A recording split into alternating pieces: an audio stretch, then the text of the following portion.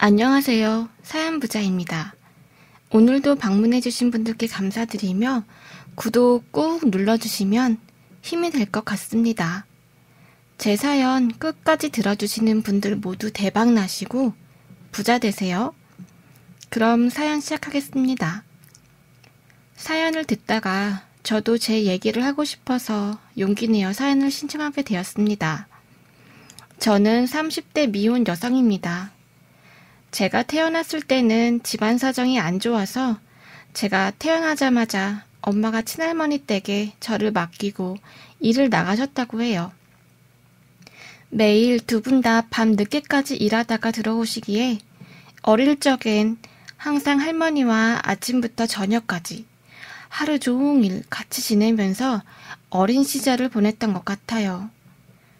하루는 할머니를 따라 시장에 갔는데 저랑 비슷한 나이대의 여자애가 엄마가 사준 떡꼬치를 아주 맛있게 먹는 모습을 보고 너무 먹고 싶어서 할머니한테 사달라고 쫄랐는데 할머니는 그럴 돈 없다고 집에 가서 시원한 무 깎아주겠다고 하면서 저를 막 끌고 가신 적이 있었어요. 저는 매일 할머니랑 있고 남들이 먹는 과자도 못 사주는 할머니가 서러웠는지 엉엉 울면서 집에서 뛰쳐나간 적이 있어요.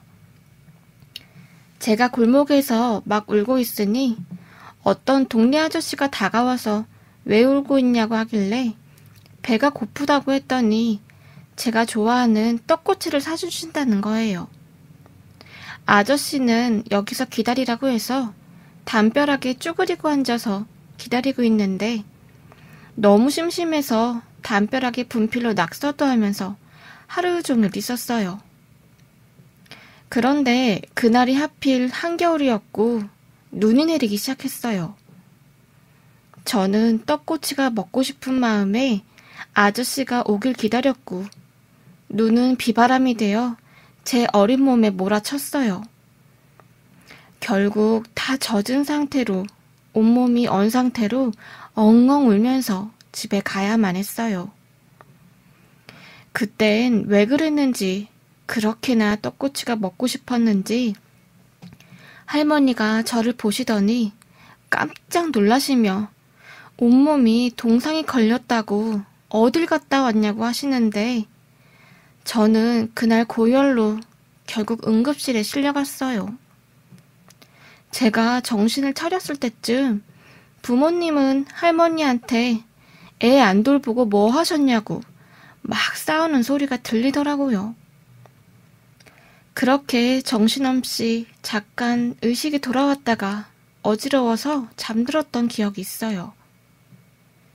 저는 그날 이후 고열로 인해서 고막에 문제가 생겼는지 소리가 점점 안 들리더니 청각장애 4급을 진단받게 되었어요.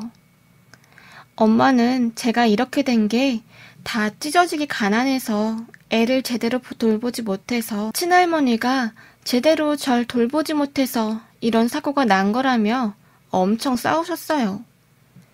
그렇게 두 분 사이가 멀어지고 결국은 미안하다는 편지만 저에게 남기고 저희 가족을 떠나셨죠. 어린 마음에 얼마나 속상했는지 말로 표현하기도 힘들었는데 아빠는 그 와중에 비싸다는 보청기를 사주셔서 그 이후부터는 한 몸처럼 귀에 껴서 생활했던 것 같아요. 그 이후로 아빠도 몸이 안 좋으셨지만 더 열심히 오랜 시간 일을 하게 되시게 되었어요. 그러던 중 아빠가 늦게까지 일을 하고 귀가하신다는 날이었어요. 오실 시간인데도 안 들어오시길래 무슨 일이 있으신가 했는데 모르는 전화 한 통이 울렸습니다. 아빠가 사고를 당해서 응급실에 있다는 전화였고 저는 불이 나게 달려갔어요. 알고 보니 음주운전을 하는 운전자가 아빠를 못 보고 차로 쳐서 교통사고를 당하셨던 거예요. 정말 억장이 무너지고 더 힘들었던 건 그 차주가 뻔뻔하게 병원비가 수천만 원이 나오니 줄 돈 없다며 그냥 깜빵에 들어가겠다고 배째라는 식으로 나온다는 거예요. 안 그래도 저희도 힘들게 사는데 말이죠. 그래서 저도 아빠도 그때 나온 병원비를 온전히 빚으로 감당할 수밖에 없어서 제가 할 수 있는 일이면 밤낮으로 새벽같이 우유 배달이며 신문 배달을 하면서 버텨야만 했어요. 비록 몸이 아픈 아빠였지만 아빠는 항상 저에게 몸이 힘든 본인보다 항상 저를 더 먼저 생각해 주셨죠. 그렇게 아빠가 준 사랑 때문에 저는 꿋꿋하게 잘 이겨내서 클 수 있었던 것 같아요. 아빠랑 같이 있으면 돈이 없어도 버틸 힘이 났고 아빠라는 존재만으로도 항상 든든했어요. 제가 믿고 의지할 수 있는 사람은 아빠뿐이었거든요. 저는 어렸을 때 신림동에 무너져가는 반지하에 살았어요. 방 한 칸이라고 말하기 힘들 만한 곳이었고 거의 무너져가는 지하방이었어요. 장마가 되면 물이 새서 벽에 새까맣게 곰팡이로 뒤덮였고 아빠는 그 곰팡이를 없앤다고 어디서 온풍기를 얻어와서 틀었는데 덥기만 하고 오히려 온풍기 때문에 전기세만 30만 원이나 나와서 폭탄으로 맞은 적이 있었어요. 제가 초등학교를 다닐 땐 담임한테 뒷돈 찔러주는 우리 애 잘 봐달라는 촌지라는 게 있었어요. 새학년에 올라가면 3, 4, 5 학부모들이 와서 담임한테 면담하는 척하면서 카스테라에 흰 봉투를 넣어서 주는 걸 많이 봤는데 이른바 촌지라고 불렀죠. 저는 뭐 먹고 살 것도 없었고 아빠한테 그런 걸 얘기하고 싶지도 않았어요. 괜히 속상해 하실까 봐요. 그런 저를 담임 선생님은 좋아해 줄 리가 없었죠. 지금 생각해도 눈물이 나오는데 그때 대놓고 3학년 담임 선생님이 저한테 냄새난다며 현정아, 오늘은 씻고 왔니? 친구들이랑 같이 한 교실에서 지내려면 씻고 와야지. 매일 꾀죄죄하게 학교 오면 어쩌니? 라며 조회 시간에 애들 앞에서 창피를 주셨고 부모님 뭐 하시냐면서 오히려 저를 반에서 왕따를 시키셨어요. 저는 너무 속상하고 창피해서 아무 말도 못하고 있으니 애들이 냄새난다고 놀리고 툭툭 건드리고 간 적도 있었죠. 한 번은 컴퓨터랑 연결된 큰 TV 화면이 있었는데 담임 선생님은 월말마다 급식비를 안 낸 학생들 이름을 적어서 망신시키기도 했어요. 현정아, 이번 달 급식비 안 냈던데 부모님이 많이 힘드시니? 너가 말씀을 안 드리는 거니? 라고 하시거나 급식 시간에 제가 받으려고 하면 얘들아, 현정이 때문에 너네들 먹을 게 줄어들겠다.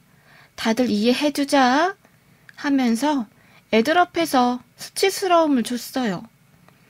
어린 마음에 너무 속상해서 책상에 엎드리고 있기만 했어요. 그러다 하루는 아빠한테 학교 안 간다고 떼쓰고 울고 했는데 아빠가 속상하셨나 봐요.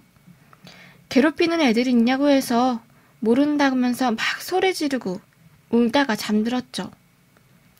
그날은 학교를 안 간다고 하고 울면서 누워있다가 잠들었는데 제가 잠든 사이 아빠가 학교를 다녀오신 것 같더라고요. 그날 저녁 저에게 아무 걱정 말고 학교 가라고 하시면서 아빠가 급식비 깜빡했다고 하시면서 미안하다고 다 아빠 잘못이라고 하시면서 죽어도 우리 현정이 책임질 거니까 필요한 거 있으면 뭐든 말하라고 하시는데 저는 그러질 못했어요. 어차피 못해주실 거 아니깐요. 그럼 아빠가 해주지도 못하는데 속상하기만 한 건 아닐까요? 그날부터 정말 저를 놀리거나 담임 선생님이 절 괴롭히는 일은 없어졌습니다. 하지만 더 끔찍한 없는 사람 취급이 절 기다리고 있었죠. 저는 철저히 반에서 소외되고 없는 사람 취급을 받아왔습니다. 내가 말을 걸어도 넘어져도 체육 시간에 안 가도 아무도 절 찾는 사람이 없었어요. 그때 시작된 게 공책에 그리는 낙서, 그림들. 그게 저의 유일한 친구였습니다. 그렇게 그림에 의지하며 힘든 학교 생활을 마쳤습니다. 중학교 3학년 때부터는 저도 아르바이트를 하면서 돈을 벌었고, 고등학교 졸업하고 나서는 아르바이트를 하다가 인터넷에 올린 저의 그림들을 사람들이 보고 나서 좋은 반응을 얻고 외주까지 받게 되었어요. 그렇게 저는 집에서 웹툰 그림 보조, 일러스트레이트 판매 등을 하면서 밥벌이를 하고 있습니다. 이 일을 한 지 꽤 되었어요. 그렇게 집에서 일을 하며 있던 중 한 통의 전화를 받게 되었습니다.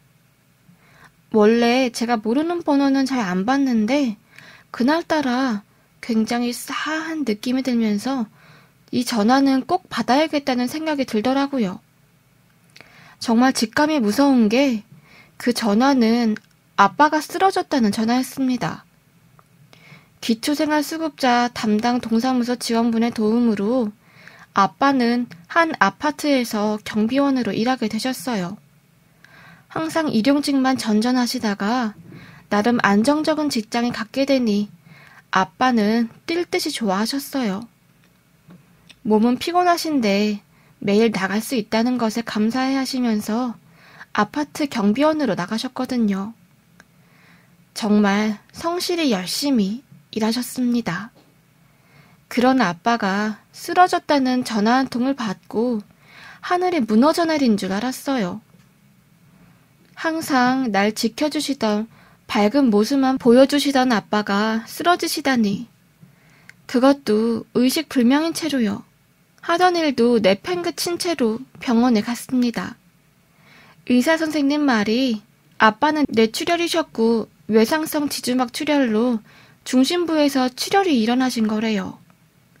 이 정도 경우면 거의 의식불명이 확실하고 24시간에서 48시간 내에 사망하실 수 있다면서 의사 선생님을 말씀하셨어요. 그러곤 저에게 선택지는 2가지라며 위협을 무릅쓰고 수술을 진행해서 경과를 지켜보던가 아니면 피가 흡수되기 기다리던가 어떤 선택을 하던 의식불명이 될 수 있고 평생 누워있을 수 있다고 하셨습니다. 어느 하나 제가 선택하기에 너무 힘든 결정이었습니다. 당시 병원에는 현장에 계셨던 아빠와 친했던 경비원분과 부녀 회장님도 계셨고 울면서 어찌해야 될지 모르는 저를 달래며 그래도 수술은 해봐야 되는 거 아니냐고 어떻게 손도 못 쓰고 가만히 사람을 냅두냐고 하시더라고요. 그렇게 저희 아빠는 수술에 들어가셨습니다. 9시간이 걸린 대수술이었고요. 수술을 끝난 아빠는 중환자실에 계속 있는 상황이었어요. 저도 계속 병원에 있었고요. 수술 때문에 생긴 폐혈증 때문에 자가호흡도 불가해서 결국 호흡기를 끼고 있는 심각한 상태였습니다. 의사 선생님도 마음의 준비를 해야 될 것 같다고 하시는데 너무 절망적이었어요. 그렇게 정말 하루하루 피눈물을 흘리며 버티고 있었죠. 그렇게 애간장이 끓는 일주일이 지나갔고 아빠는 발가락이나 손가락을 조금씩 움직이는 반응을 하셨어요. 조금의 희망이 생겼습니다. 그때 아파트 부녀회장님이 절 찾아오셨어요. 제 얼굴을 보시자마자 가여워 어쩌냐고 아빠가 그렇게 딸 자랑을 많이 하셨다고 아버지 정말 대단하시고 항상 주민들 오시면 너무나 밝은 목소리로 인사해 주시고 누구보다 빠르게 주민들 짐 들어주시고 어린아이한테도 상냥하시고 정말 최고의 경비원이었다고 경비실 안에 계실 때도 출근하는 주민들 보면 항상 일어나서 인사해 주셨다고 하시면서 아빠 이야기를 하시더라고요. 너무 정말 마음이 아팠습니다. 왜 그렇게 아빠한테 짜증내고 못해준 것만 생각나는지 마음이 너무 아파서 숨쉬기도 벅찰 정도였어요.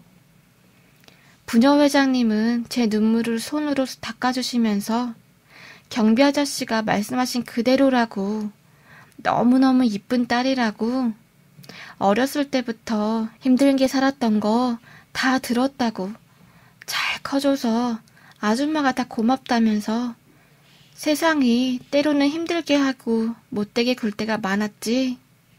모질고 험한 세상에서 이렇게 멋진 아빠 밑에서 착하게 잘 커준 게 대견스럽다고 하면서 제 등을 토닥토닥 해주시더라고요. 눈물이 왈칵 쏟아졌습니다. 누가 저를 그렇게 따뜻하게 안아주면서 달래주는 건 제 인생의 처음이었어요. 어렸을 때부터 엄마 품을 못 느껴서 저에게는 정말 너무나 따뜻하고 느껴보지도 못했던 엄마의 품이 느껴지더라고요. 그리고 부녀회장님은 저의 손에 두꺼운 봉투를 쥐어주시면서 아빠 병원비로 쓰라고, 경비 아저씨 쓰러졌다는 소식 듣고 아파트 사람들이 누구 하나 나서지 않았는데 십시일반 모은 돈이라고, 우리가 형편 다 알고 있으니까 수술비 보태라고, 이런 게 사람 사는 세상 아니냐고, 세상이 그동안 모지게 굴었던 거 용서해라, 이런 날도 있는 거야 하면서 큰돈 저에게 주시는데, 이 돈 죄송해서 못 받는다고 마음만 받겠다고 거절했지만 부녀회장님의 간곡한 부탁으로 결국 아빠의 병원비에 보태게 되었습니다. 하지만 아빠는 야속하게도 수술 후 2주를 못 버티고 14일째 되는 새벽 1시에 저의 곁을 떠나셨습니다. 눈도 뜨시고 조금씩 회복하는 줄 알았는데 그렇게 제 곁을 떠나셨어요. 너무나 허무하고 황망했어요. 처음에 주변에 친지도 없는 저로서는 한순간에 진행해야 할 장례식이 너무나 막막했어요. 누굴 불러야 할지, 어떻게 해야 할지 아무것도 몰랐습니다. 소식을 듣고 달려오신 부녀회장님 덕분에 다행히 큰 도움을 받았어요.